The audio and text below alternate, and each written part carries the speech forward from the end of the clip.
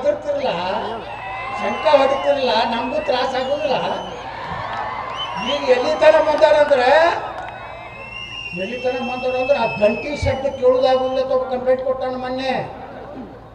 ನೀವು ವಿಚಾರ ಮಾಡಿ, ಈಗ 15-17% ಅದಾರಂದ್ರೆ ಈ ಪರಿಸ್ಥಿತಿ ಐತಿ. ನೀವೆಲ್ಲರೂ 40-50 ಆಯ್ತಂದ್ರೆ ನೀವು ಯಾರು ಗಂಟಿನ ಹೊಡಿಲಕ್ಕಾಗೋದಿಲ್ಲ, ಕುಂಕುಮನ ಹಚ್ಕೊಳಕ್ಕಾಗೋದಿಲ್ಲ, ಭಂಡಾರ ಹಚ್ಕೊಳಕ್ಕಾಗೋದಿಲ್ಲ. ಈ ದೇಶದಾಗ ಒಂದು ಮೂರ್ತಿ ಉಳಿದಿಲ್ಲ. ಅವ್ರು ಏನು ಹೇಳೋದ್ರು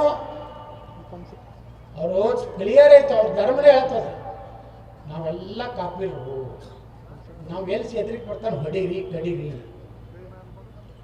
ಈ ರೀತಿ ನಮ್ಮ ದೇಶದಲ್ಲಿ ಇವತ್ತು ಅಶಾಂತಿ. ಆದರೆ ಕರ್ನಾಟಕದಾಗಂತೂ ನೀವು ಅವ್ರದೇ ಸಾಬರ ಸರ್ಕಾರ ಅದು.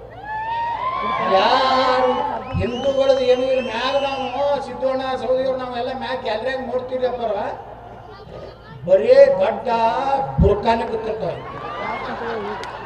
ಪೂರ್ತಿ ವಿಧಾನಸೌಧ ಗ್ಯಾಲರಿ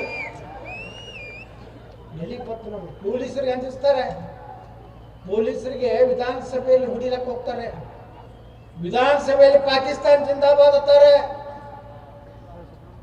ಏನು ಆಗ್ತಾ ಇಲ್ಲ ಈ ರಾಜ್ಯದಲ್ಲಿ. ಎಲ್ಲಿವರೆಗೆ ನಮ್ಮ ಸನಾತನ ಧರ್ಮ, ನಾವಂತೂ ಈಶ್ವರಪ್ಪನವರು, ಸಿದ್ದಣ್ಣವರು, ಕೆಲವು ಮಂದಿ ಇದ್ದೀವಿ. ಮುಂದೆ ನಾವು ಏನು ಆಗ್ತೀವೋ ಬಿಡ್ತೀವೋ ಗೊತ್ತಿಲ್ಲ. ನಾವು ನಮ್ಮ ಧರ್ಮ, ನಮ್ಮ ದೇಶಕ್ಕಾಗಿ ಯಾವುದೇ ತ್ಯಾಗ ಆದರೂ ಸಿದ್ಧಲ್ಲ, ನಾವು ತಯಾರಾಗಿಬಿಟ್ಟಿದ್ದೀವಿ. ಒಂದು ವೇಳೆ 2028ಕ್ಕೆ ಬದಲಾವಣೆ ಆಯ್ತಂದ್ರೆ ಒಂದೇ ಗಣಪತಿ ಮ್ಯಾಗ ಕಲ್ಲು ಹೋಗದವ್ರ ಏನದವಲ್ಲ ಮಸೂತಿಗಳು ದಮ್ಮ. ಮತ್ತು ಇಲ್ಲಿದೆಲ್ಲ ಸರ್ಕಾರಿ ಜಾಗದಾಗ ಮಸೂತಿ ಕಟ್ತಾರ, ಪುಕ್ಕಟ್ಟು ನೀರು ತಗೋತಾರ, ಪುಕ್ಕಟ್ಟು ಕರೆಂಟ್ ತಗೋತಾರ, ಪುಕ್ಕಟ್ಟು ತೊಳ್ಕೋತಾರ.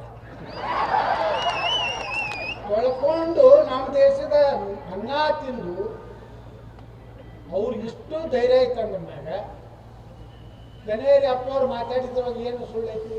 ಮೊದಲು ನಮ್ಮ ಸ್ವಾಮಿಗಳು